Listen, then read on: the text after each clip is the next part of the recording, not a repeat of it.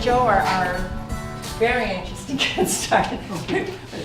Susan, we spent, poor Linda spent days trying to get the technology to work correctly for us, but this is Linda and Joe Corcoran, who, you know, some of you know each other well, but they had this wonderful trip to China, and very nicely agreed to come in and, you know, spend some time with us, showing us their slides and, you know, telling us about their experience, because, you know, it really was a very interesting travel experience. So, does anybody need any water or coffee or anything before we start? Water. I can get you one. Water. You want some more water, Susan?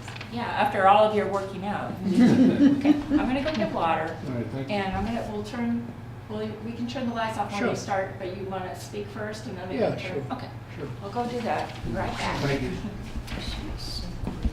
Dave, do you need water after? No, I'm good, thank you.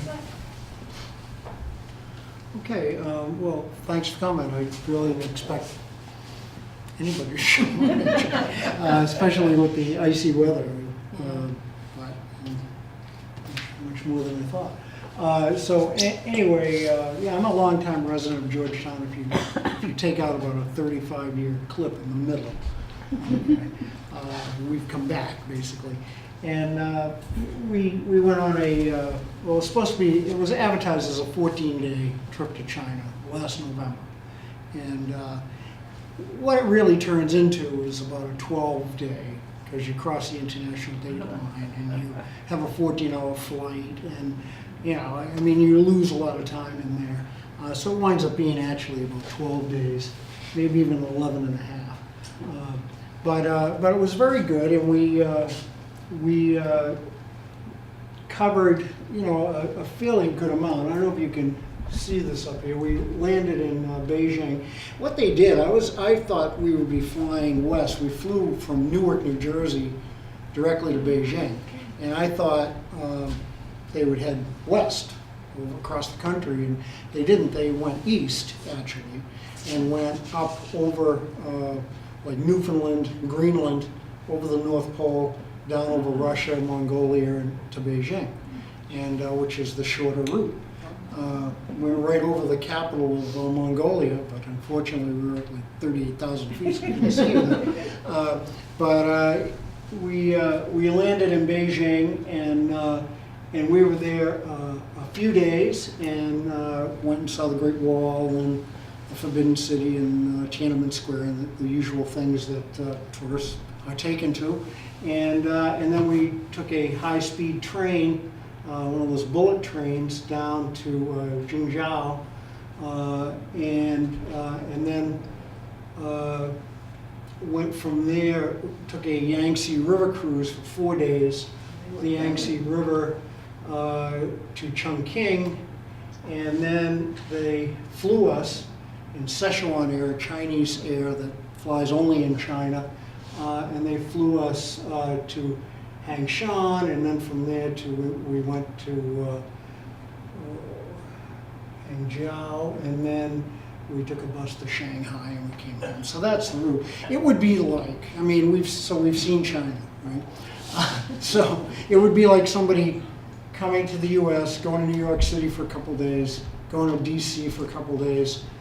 Maybe going to Miami Beach, then flying to Las Vegas, going out to see the Boulder Dam and the Grand Canyon, then flying to San Francisco, and then flying home and saying, yeah, saw the U.S., you know.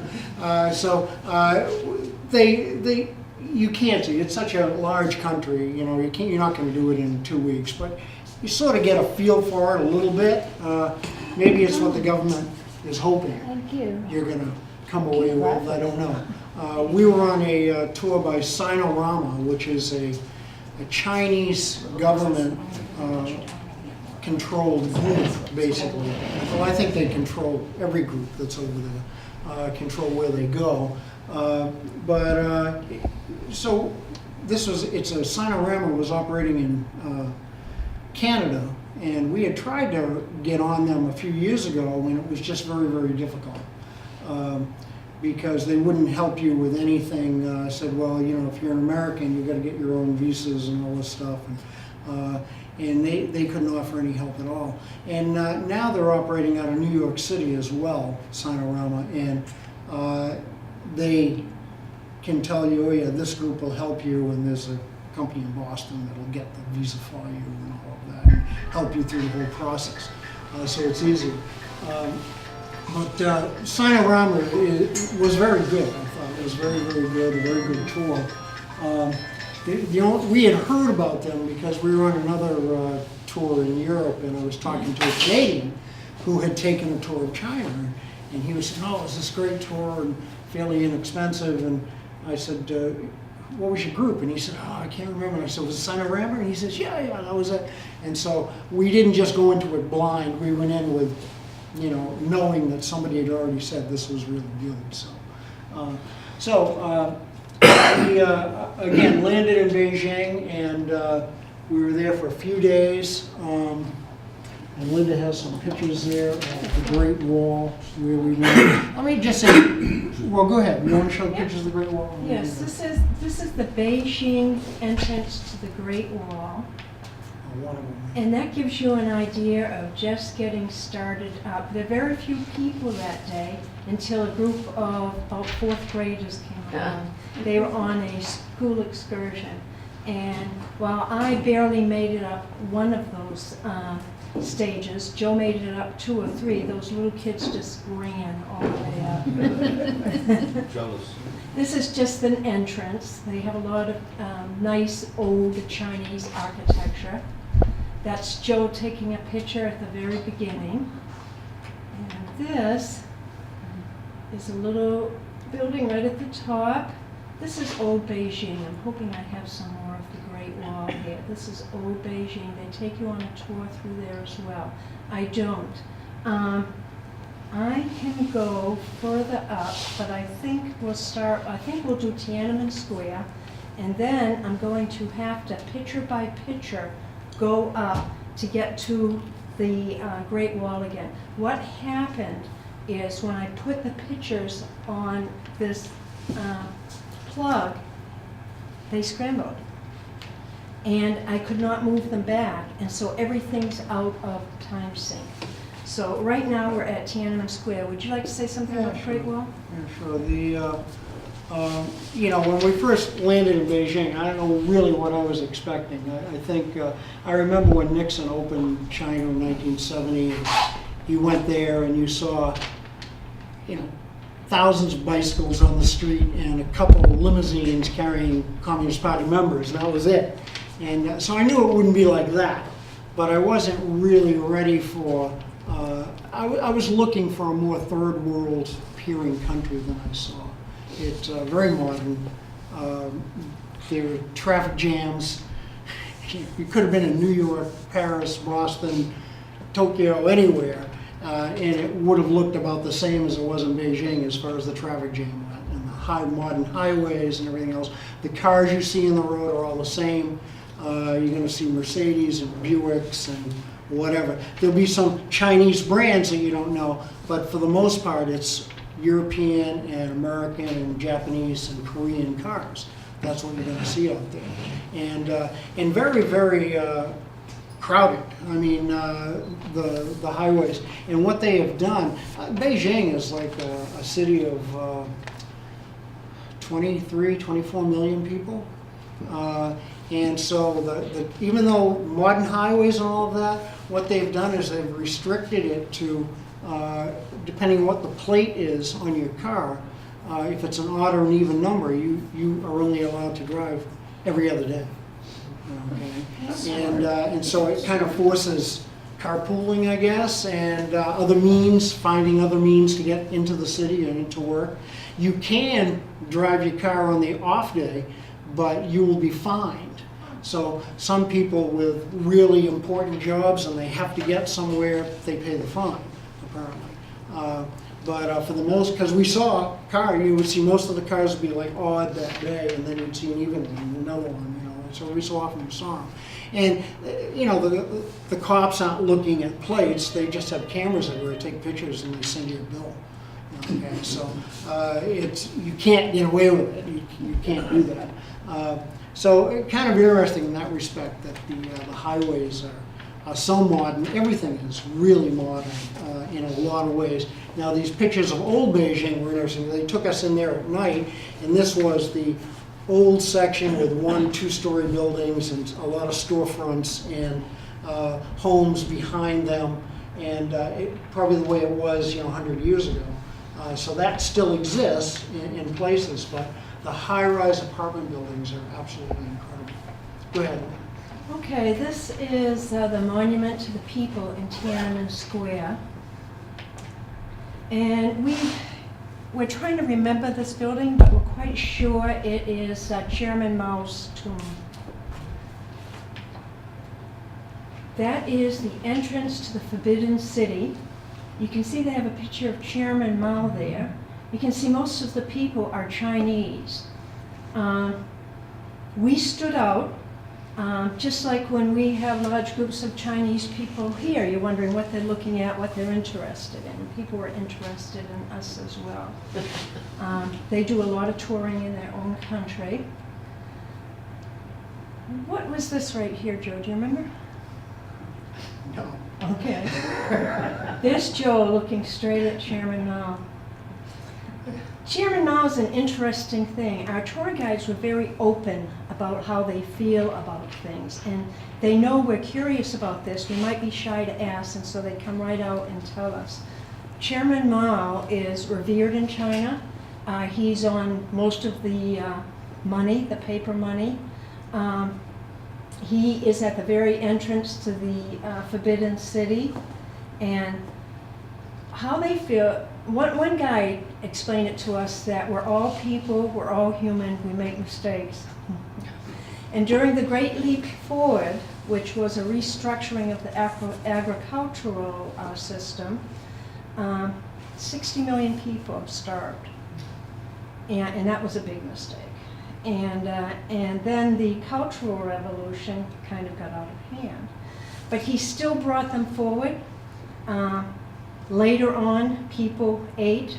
They have a thriving economy right now. They have a growing middle class, and they revere him. He's an important person in their history. Yeah. He is revered, but at the same time, they realize he's human, he made mistakes. The Great Leap Forward was horrendous when they tried to reorganize the agriculture and the government control and took away farms from people, and everybody went on a collective, and we're going to set up to 60 million people died. And then they sort of wrested power away from him. To get it back, he brought on the Cultural Revolution, which is regarded now as another mistake. And so he was more or less put off to the side after that. He's revered as the person that started this whole process and got them to where they are, but they have changed policies quite a bit. So it's really a modern economic, capitalism under a communist country. It's very, very interesting. This is the Forbidden City, where the emperor lived, and the Forbidden City. I was expecting, a big area that would have the palace and that sort of thing, and we never made it to the palace. You would need days. I don't even know. I don't think the Summer Palace was open. Actually, you could see it on a hill, but it is a huge area, and you just keep going to bigger buildings as such. And if you were bringing a complaint to the emperor, depending on how powerful you were, how far did you get in? Which square were you stopped at finally? And this is the last, as far as you're going, okay? And it's a huge complex where the royal family lived, and concubines, and everybody, and all the government functions were controlled there. And we spent the day there. We spent the day and went through a large amount of it, and you could see the Summer Palace up on a hill, and we just never got there. And I didn't even know if it was open, actually. They seemed to end at one point, and okay, everybody on the bus. And then I said, okay, you get on the bus. So it was time. You have anything to add, Linda? Yeah, this square right here was the square of the Dragon Lady, and she was the Emperor's favorite concubine. And she was incredibly powerful. She was considered the second most powerful person in the Forbidden City after the Emperor. So she had her own square, and it was, of all that we were allowed to see, it was the prettiest. It was quite nice. And I want to show you those little figures that are on the rooftops. That told people how important and wealthy you were. If there were a lot of little animals, you were very wealthy. Earlier in, when we first entered the Forbidden City, there might be just 3. The further you got into, the more little animals. I just thought that was neat. All right. And that's the garden at the Forbidden City. All right, River Cruise. Joe, if you want to talk about something, I'm going to have to go up to where we were next. Sure. You know, if anybody has any questions, we Yeah. may not be able to answer them anyway. You can ask at any time, and we'll have some time at the end to, if you have any questions at all, just ask.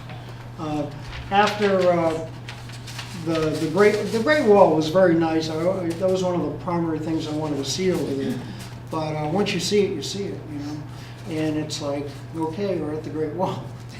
Now let's go somewhere else. It was, like Linda said, the 4th grade kids that showed up. And I'm climbing up, and the stairs are uneven, and it's very, very steep. And these kids just, you know, blasted by everybody. And then I could see them way up at the top. A few minutes later, it seemed. I felt bad for the teachers, actually, these kids. But it is incredible, and of course it goes on for thousands of miles, and you can access it many different places. There's several places around Beijing, and then in other parts of the country as well, up in the north. After we left Beijing, while we were there, they did take us to the, you know, the stuff from the Olympics a few years ago, the bird nest, and some of those modern buildings that you saw when you watched the Olympics. We didn't really go in, we saw them from a distance, and that was about it. But Beijing is this incredibly modern city, very crowded modern city. Then they took us to a train, high-speed bullet train, to go to Jingzhou, hundreds of miles south, to get on the river cruise. And the trains in China are like nothing that you would experience in this country. You know, we're in a high-speed bullet train that was going probably around 180 miles an hour.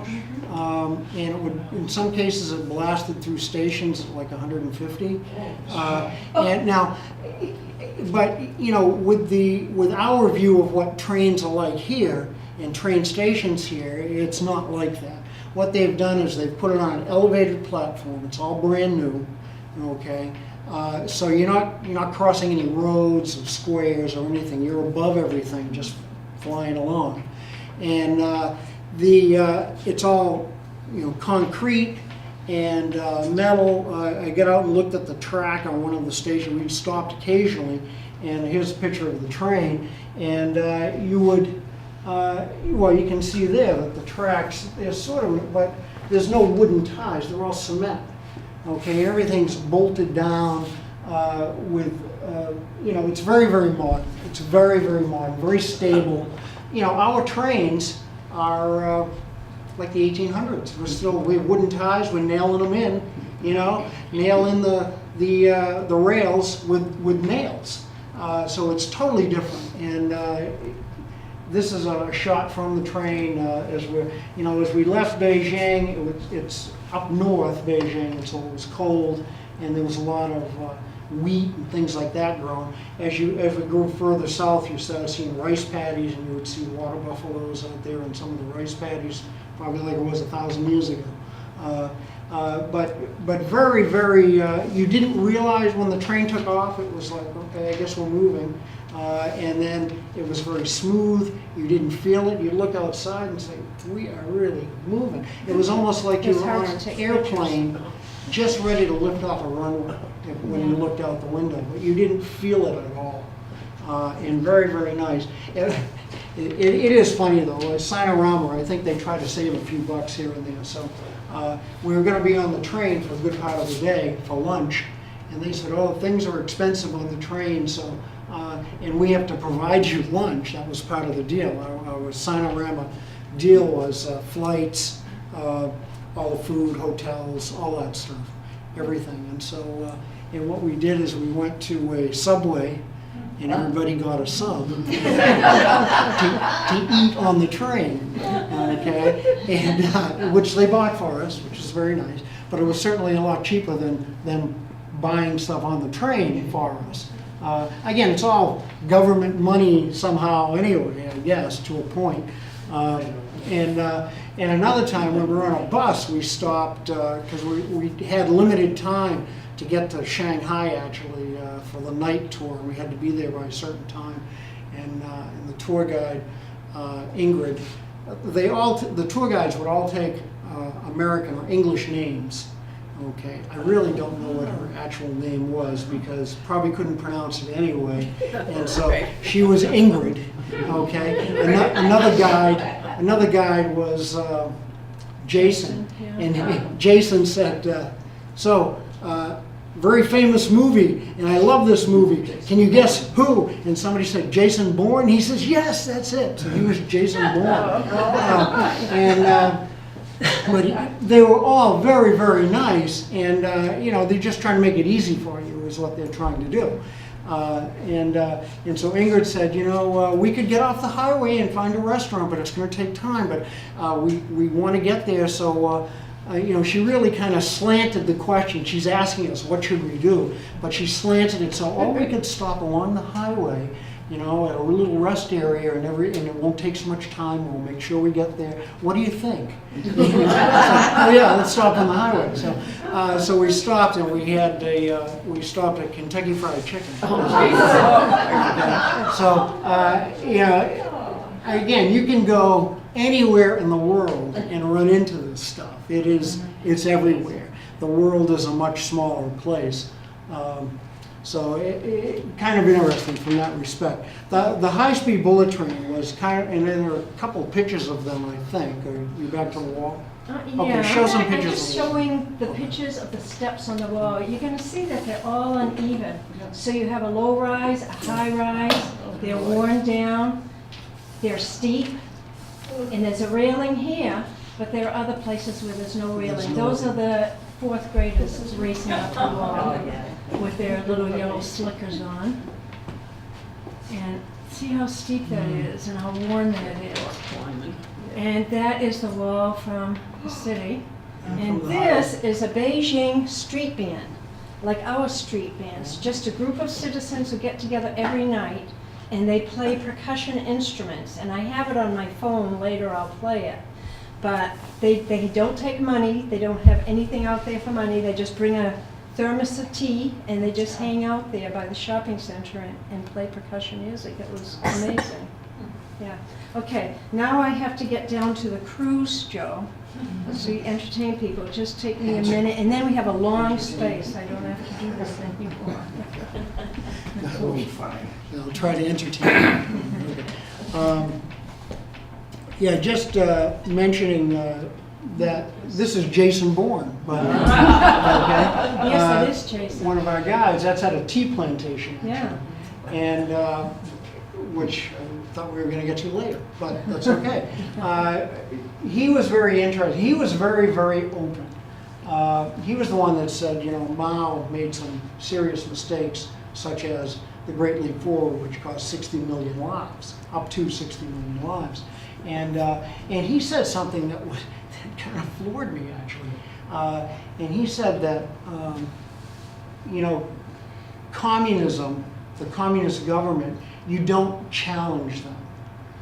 Now he works, okay, and he's trying to, you know, show Westerners what the best of China, basically working for the government. But he was very open and very honest.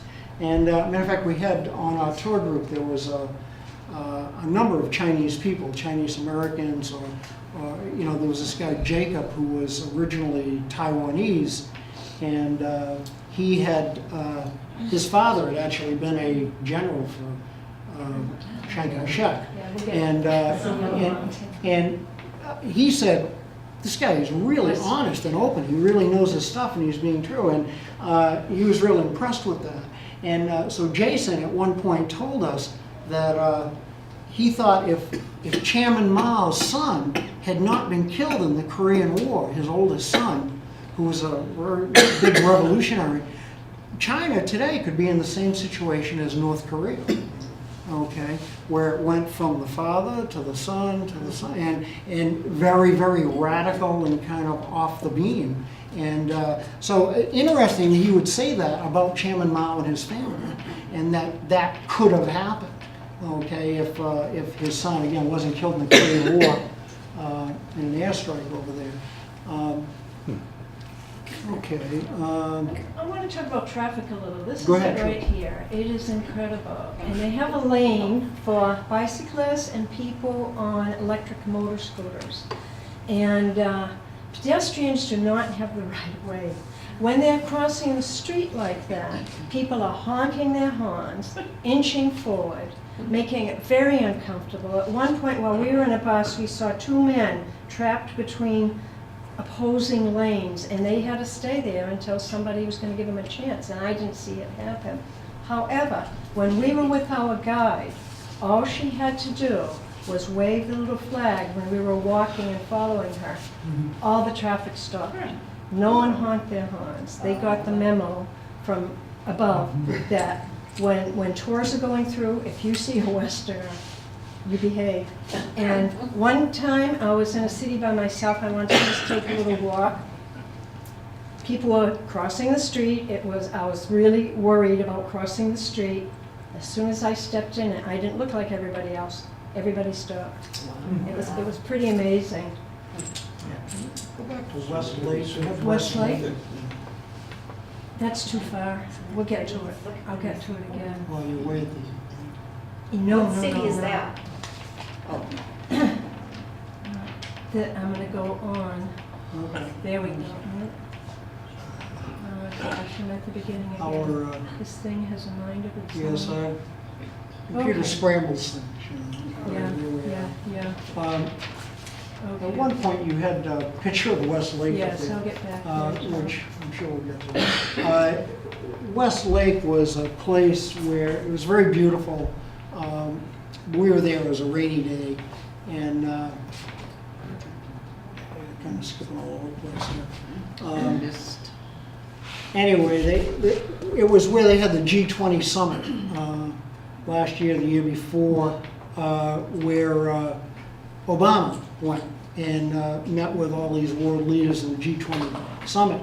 And that's where this guy, Jason Bourne, was from, was that area. And it's extremely beautiful and all that. But he said, here's Westlake. We were there on a rainy day.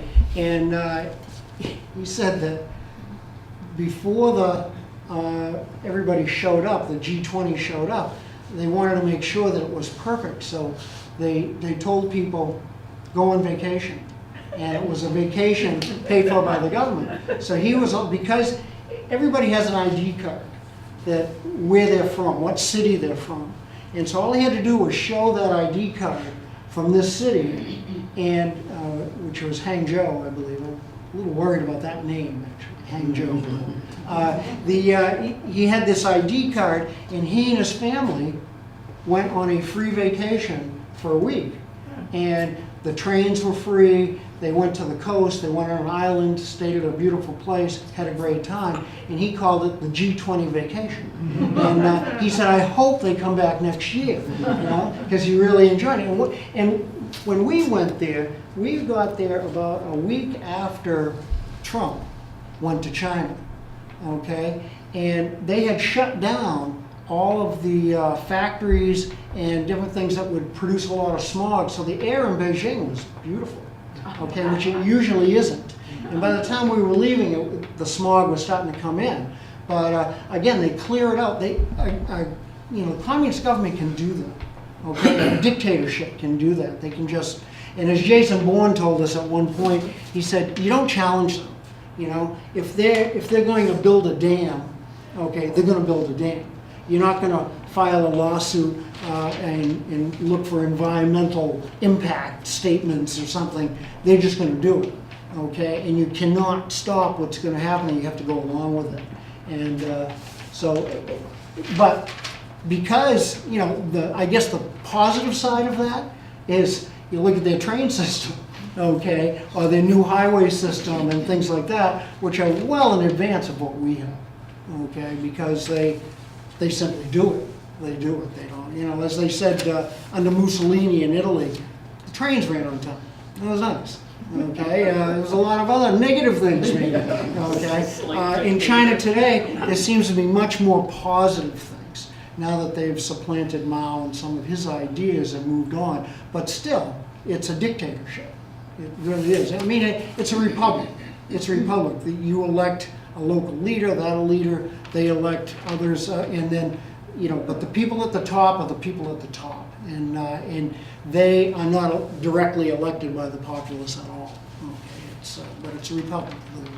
And I think we're going to go to Yellow Mountain because I found it. Okay. Yeah, we'll skip around. It doesn't matter you guys anyway. So, You're okay with that? the Yellow Mountain is one of these sites that it was supposed to be incredibly beautiful, painted more than any other Chinese site, apparently for centuries. And I actually had bought this, which is the Yellow Mountain. I didn't know where it was. I bought that in Hong Kong when I was in the Navy 50 years ago. And then I went to the Yellow Mountain. I realized this is it. That's that painting at home. And in the ticket to go up, they have a tramway that takes you up, and that ticket is the same picture as this, actually. You have this rock here, here's the rock, here's the mountains behind it, and here's the pine trees. So, and even the rocks around the pine tree are here. So it's the exact same spot that was, again, painted over and over again. And very, very beautiful. The problem is rains all the time, like 85% of the time it's raining. But that's part of the beauty too. So it depends on the breezes and the wind and, you know, the fog moving through, and you see all kinds of different paintings of it. Where is that located? That is Hangshan, which is out here, right out here. And it's right near the tea plantations that we were taken to as well. The tea plantations were close by there, and I have to keep my train of thought as I'm watching it. I can't look at that because the tea plantation was very good. What's interesting, that was part of our itinerary. They're going to take you to the Dragon Well tea plantation, which is this renowned tea from Hangshan. Hangshan, there's an awful lot of tea plantations around there. And we did buy some tea from that area, but not from the Dragon Well. The Dragon Well tea, it turns out, is it's medicinal, and they sell it as medicinal. And we got a hard sell, a super hard sell. And they bring, because they're always trying to sell you things. We were taken to a freshwater pearl factory where they were producing jewelry. We were taken to a silk factory where they manufactured all kinds of silk items, and they had examples of silkworms and how it all spread up. And then they were selling you comforters and clothes and all kinds of different things. At the Dragon Well tea, it was crazy expensive. But we were going to get some, and for a little tin, it was like $45 or something.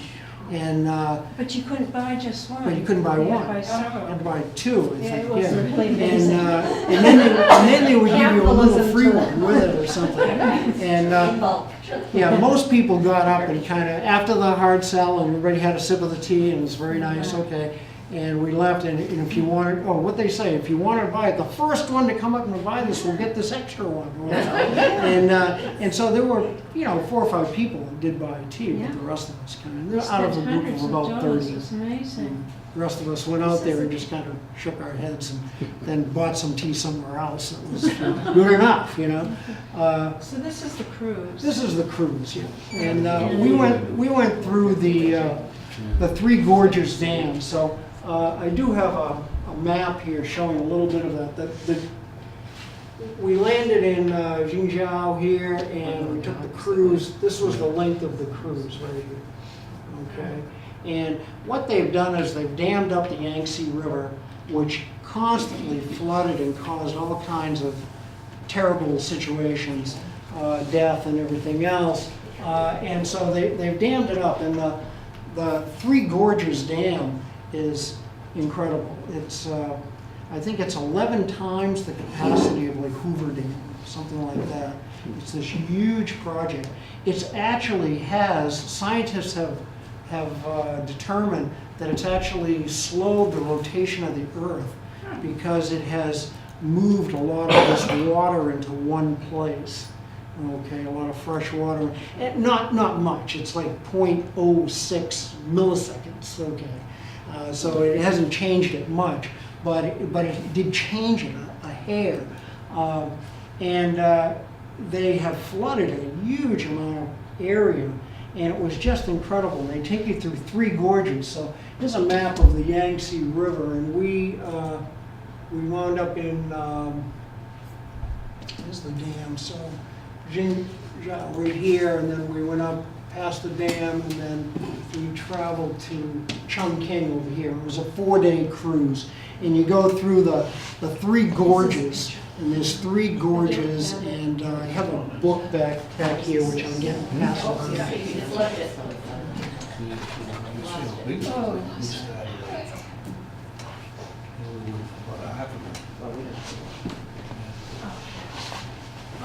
Yeah, the gorges are incredible. There's 3 of them. This was actually Wu Gorge, which was only one of them, and I'll just pass that around, and everybody can get a look at it. Like somebody had said it was comparable to like the Grand Canyon. Well, there's no real comparison because it's apples and oranges. The Grand Canyon is the Grand Canyon, and the 3 gorges are the 3 gorges. They're both incredibly beautiful, and one of a kind kind of thing. But it was very, very interesting. They had flooded a huge amount of territory and moved 1.3 million people out of the way. And so what they, I forget exactly what the whole thing cost, but billions of dollars. And I'm going to say like $30 billion to do this. And it was completed they started in, I think, 1996, and it was working in 2012. And whatever they spent, so they spent $30 billion, they spent a third of that moving people. Okay, now the lucky people were moved up, because in some cases they flooded an area something like what was it, 300 meters. So it's a huge, just a huge amount of water, and they moved. I think they wiped out like 13 cities, 140 towns, 1,600 villages. Okay, so they had a lot of people to move, and the lucky ones were simply moved up to other cities that would be above this or near it. Some were moved into the surrounding area of the province, and the unlucky ones were moved to distant provinces. But the government didn't just say, get out. I mean, they spent a lot of money moving people and trying to make it as palatable as possible. These are some of the people here who were moved. They may have been moved up. I think they had to have been. You'll notice that there is no grass. I never saw a lawn while we were there. When we were on the train, when we were on buses, if there is a house that has a little bit of earth around it, they're growing vegetables. If they don't have a car parked in front of it, they have a vegetable garden. And I think it was bok choy that, we were there in November, and I think it's bok choy that was growing at that time. And these are more houses. These are the lucky people who were able to stay. The gorges are incredibly beautiful. Amazing. Absolutely beautiful. And what is the name of, Oh yeah, we went into the, they put us on smaller, Craft. the Goddess Stream. the Goddess Stream. And things got very narrow and very high, and it was just amazing. And that took quite a long while, and finally we ended up at this station area, and they entertained us. You know, it was really very nice. Very nice. That's a pagoda partway up. And these are more, and they have these lovely gardens, tiered gardens, and these are tangerine. This is a tangerine plantation. Do you ever see sun? See what? Do you ever see the sun? Yeah, I know. Oh, I know. A lot of clouds when we were Yeah. there. This was a I think pretty good November day right might here. not be the prime time. This is the Precious Stone Fortress. It's very, very old. Joe went in that. What did that look like inside? Yeah, it's a wooden pagoda, and at the top is a what do you call it? A temple on top. That's the red pavilion, and goes back into ancient China. But again, you know, we've taken a number of these tours, and we throw so many facts and figures and numbers at you. It's hard to keep it all straight. It really is. And so this was interesting. I took a bunch of pictures, and then I got home and said, okay, what is this? But it, you know, part of ancient China, it used to be way high up on a mountain, and now it's at the level of the lake. Okay, so they didn't flood it, although they covered over when they built that Three Gorges Dam. They covered like 1,000 different, at least 1,000 different archaeological sites and things like that. I mean, they just did it. But the feeling was they needed to do this to stop floods and all the bad things that are going on. But they don't know exactly what this is going to lead to either. You know, apparently it's built over a couple of major fault lines. And so you could have an earthquake. And if that dam lets go, I didn't want to think what's going to happen. So, you know, it may not, you know, but again, you don't argue with the Chinese government when they decide to do something, so they do it. This was a city of displaced people, and they make a good part of their living selling items to people as they get off the boat for a tour of the town. It was a really lovely little town. This was shrimp. I just had to take this picture. This is the size of our cruise ship. That is It was really large, you know? How many passengers? 600 something, 650, something like that. And it was beautiful. It was very nice. The rooms were great. We had a king-size bed and a little balcony outside, and everybody did. Yeah. I don't know if everybody had a king-size bed, but we lucked out. I think when we got there, there was something wrong with our original room, and they moved us to another room that had a king-size bed. Okay. It's an example of And, the cities that are just mushrooming throughout the country. China apparently has 80 to 90% of the world's cranes, and they are building nonstop. And these things are just popping up, and you'll be in the countryside, and you'll see off in the distance a city being built from scratch. I think as we were coming into Shanghai, Yeah. if we're coming into Shanghai, which is incredibly big, that's like 26 million, I think. I was counting cranes at one point on the bus. In one spot, I said, I want to count all the cranes I can see, and I counted 27. And I know there was some behind high-rise buildings that I couldn't see.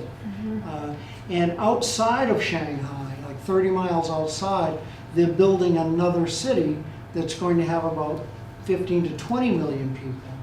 And they said right now it's not ready. There's only about 500,000 living there, mostly students. But they're building everything from scratch. It had to be the city, the infrastructure, bridges, roads, sewers, everything from scratch. And the high-rise building is incredible. And what they've determined is that you can build high-rise much better than smaller cities. Not just China, but we're watching a little bit of TV, Chinese TV, from the hotels. And some of it, they always had an anti-Japanese thing about World War II on it, seemed like always.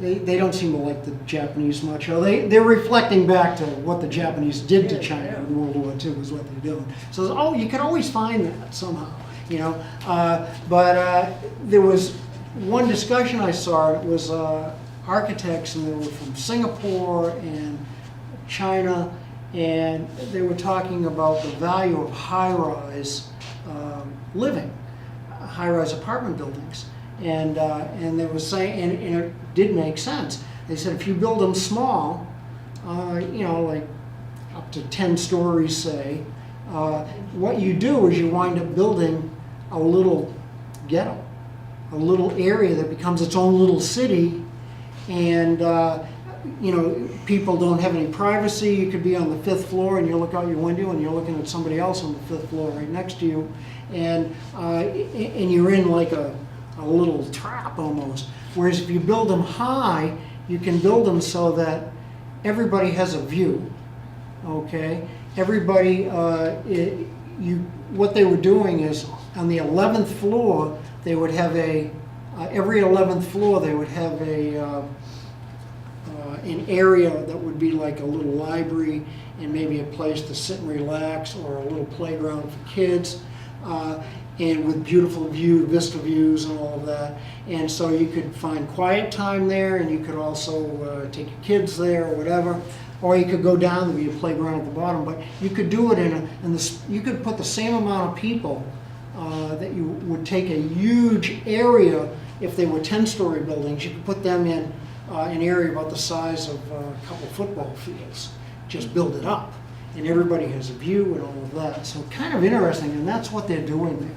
Okay, we got Go to ahead. kind of hustle, we've got Yeah, some go ahead. minutes. I'm sorry. Okay, this is, we're going to the Panda Zoo. This is at the Panda Zoo. Almost every park would have people doing some form of group dance, Tai Chi, martial arts, and it was really neat.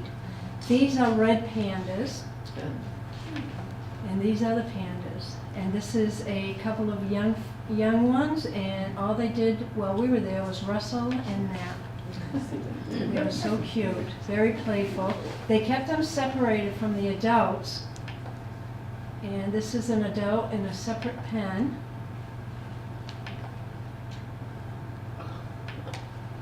And this is just the growth that was just, I'm awestruck by what they were doing. And, I wouldn't want to live there. I don't know how they can build that fast. And Well, tell them about Ingrid and her family. oh yeah, and they separate their people. They have 2 class systems. You are a farmer or a citizen. A citizen is a citizen of a specific city, and the farmers are the people on the outskirts. Her family, it's very difficult to move from one to another. You're born into this. Her family were a farmer family, but her father, every year they give tests. He took a test, he passed it, he was able to become a citizen, which means he had better job opportunities. So everyone in the family became a citizen. And she's doing very well. She's upper middle class, she has an apartment, they have a little girl. And she said, it's very difficult to move back to be a farmer, and sometimes I regret that. She goes, I feel bad because I would love to have, she lives in probably something, I don't know whether it's like that. She goes, I would love to have a little piece of land to grow some stuff. She goes, well, it's very difficult to do that. However, I've heard on the news that the Chinese government is trying to encourage people to move back to farming now. So maybe Ingrid will have a chance to do that. We need food.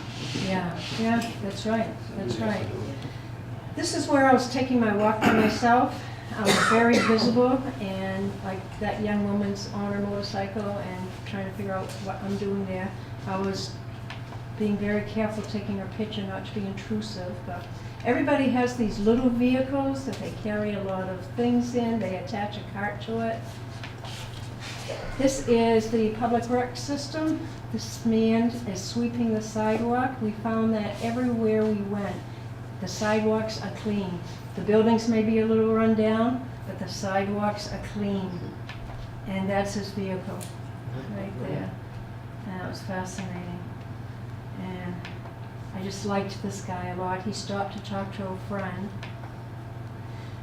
They were building a building, and they had plywood up, and they put posters on the side of the plywood, and I had to take that picture and that picture.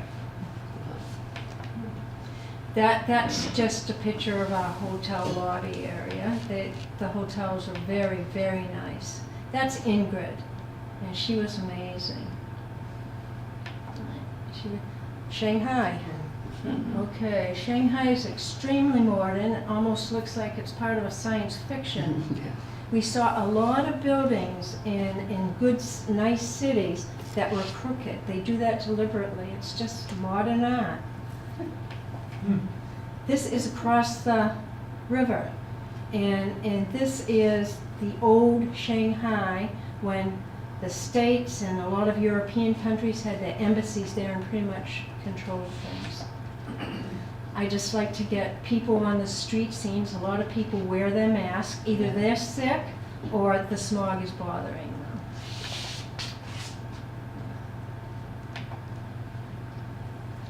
This is the soap factory. It was in Shanghai. Museum. Lovely museum. And here are the river pictures. So this is Saipan, but it has a motor. I don't think they live on that, but they travel back and forth from neighbor to neighbor, wherever they have to go with that. And I think that's as far as I can go right now.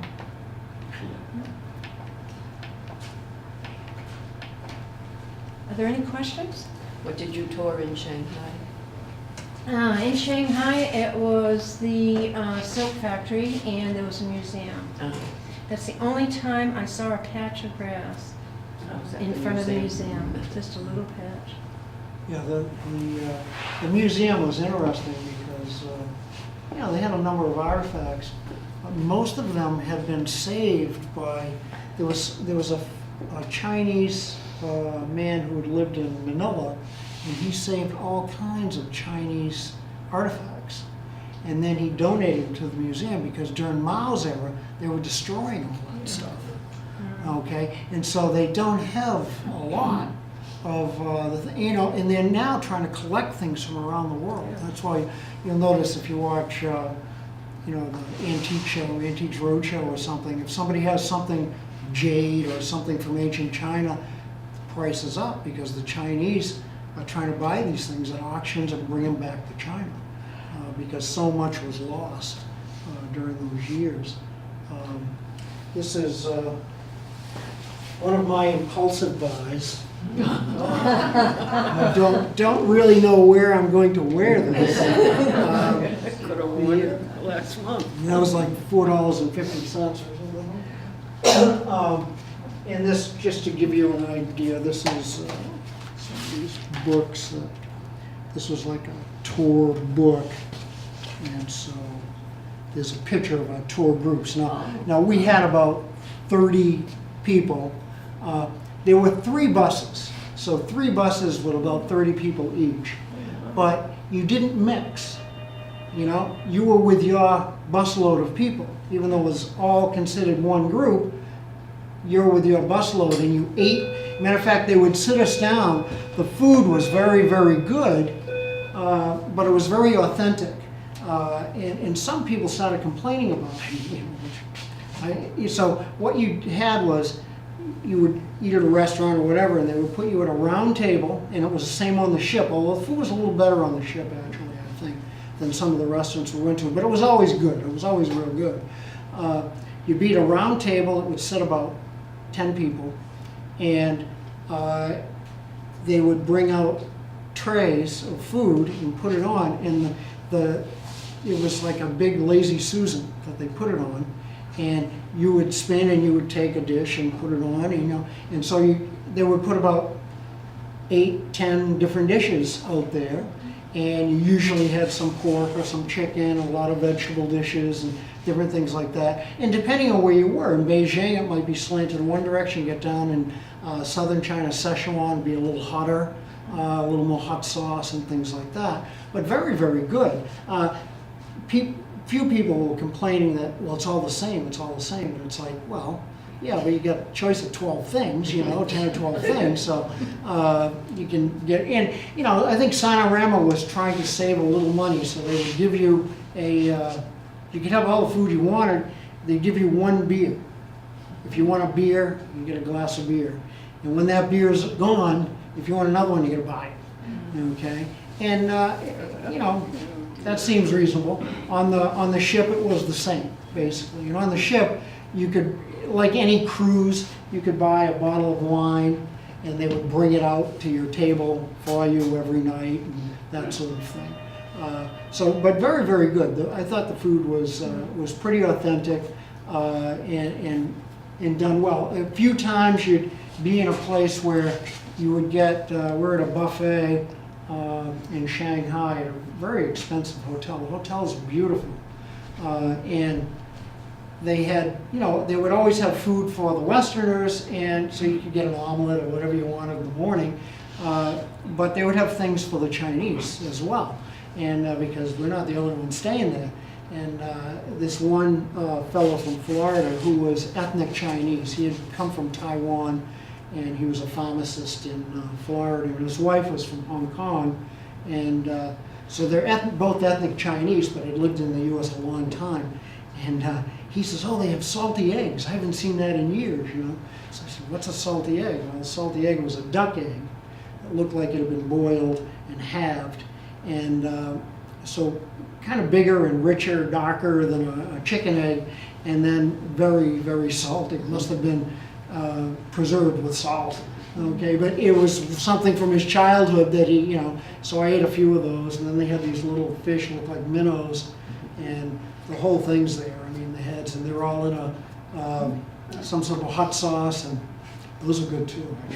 So you know, you have to experiment and try different things. I didn't eat the scorpions, the fried scorpions. I drew a line there, you know. But the food in general was very, very, very good, I thought, and very Great. yeah, the hotels are great. So we've kind of gone over. Anybody have any questions or anything? Do they still only allow one child per couple? No. It's two now. It's two. I Two. think. And so what that is, Ingrid explained that to us, when she had her child, little girl, it was one child policy. And if she had had a second child, she would have been fined the equivalent of $30,000 US.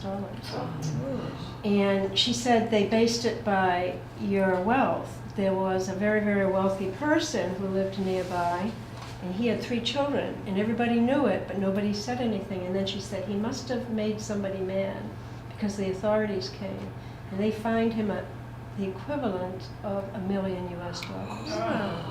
Yeah, they don't fool around on that, you know.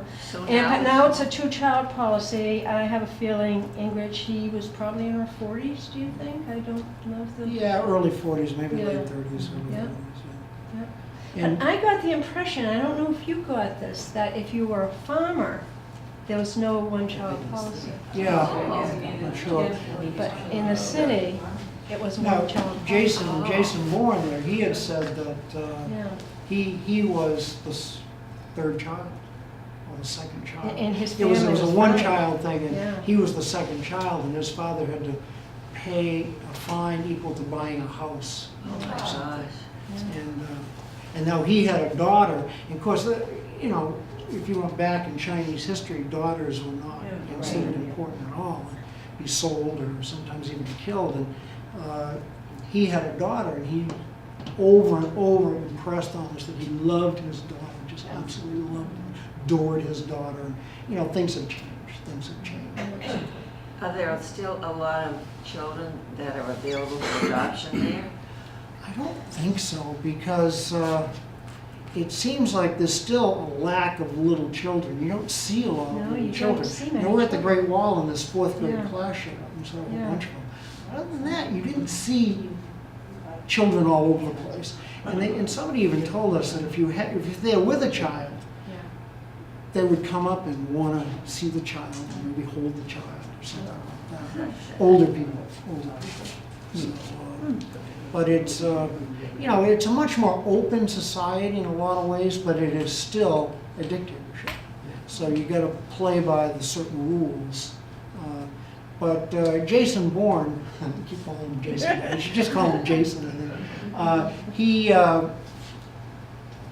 We had just come from Beijing, we met him, and he said, "So you came from Beijing?" And we said, "Yeah." And he said, "No," he says, "You know, I've never been to Beijing."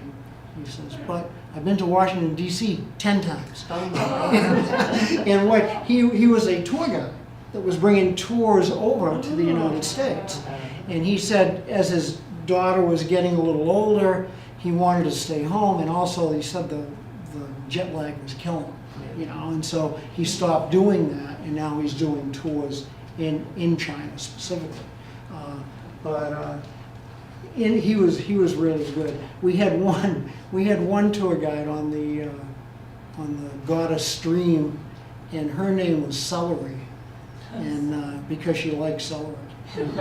So I mean, they chose names that you would know, that you would be comfortable with. It's the only one that chose a vegetable, as far as I know. Everybody else was, you know, a person, but it was quite good. And Ingrid, at one point, one thing that made some people nervous, as soon as you checked into a hotel, you know, and we're moving around in China, and the hotels are beautiful, and they're all set up for Westerners.